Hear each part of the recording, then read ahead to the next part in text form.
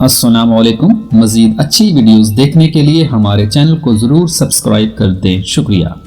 رات کو آنکھوں پر تیل لگا کر سونے سے صبح آنکھ جلد کھل جاتی ہے۔ کھانا کھانے سے پہلے کوئی بھی ایک پھل کھانے سے زندگی بھر جسم میں کمزوری نہیں ہوتی۔ ہفتے میں 2 روزے رکھنے سے کبھی جوڑوں کے درد کا مسئلہ نہیں آتا۔ جلد کے امراض سے بچنے کے لیے نہاتے وقت آخر میں ٹھنڈا پانی جسم پر بہائیں۔ دل کے مریضوں کو سیب کا مربہ استعمال کرنا چاہیے۔ تھوڑا سا کافور سرسوں کے تیل میں ملا کر بالوں میں لگائیں، جوؤں اور لیکھوں کا ہمیشہ کے لیے خاتمہ ہو جائے گا۔ روزانہ گندم کی روٹی کھانے سے معدہ کافی مضبوط رہتا ہے۔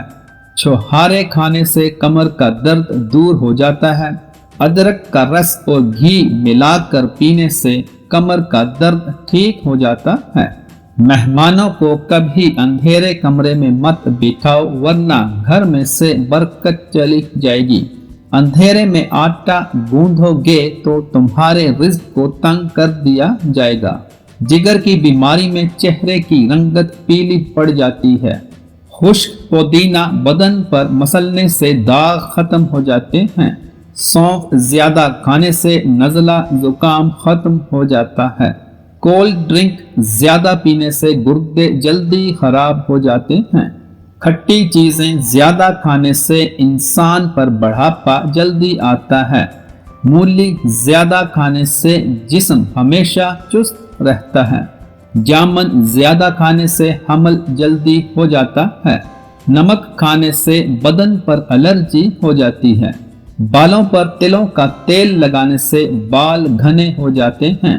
آنکھ میں کچرا وغیرہ پڑ جانے کی صورت میں متاثرہ آنکھ میں دودھ کے 3 قطرے ڈالیں، کچرا آنکھ سے باہر آ جائے گا۔ بواسیر ہو تو تازہ دودھ سے پاؤں کے تلووں کی مالش کیجیے، انشاءاللہ فائدہ ہوگا۔ اگر آپ اچھی آواز بنانا چاہتے ہیں تو شہد گرم کر کے نہار منہ تھوڑا سا چاٹ لیا کریں۔ مچھلی کا بچا ہوا تیل سر پر لگانے سے بال گھنے ہو جاتے ہیں۔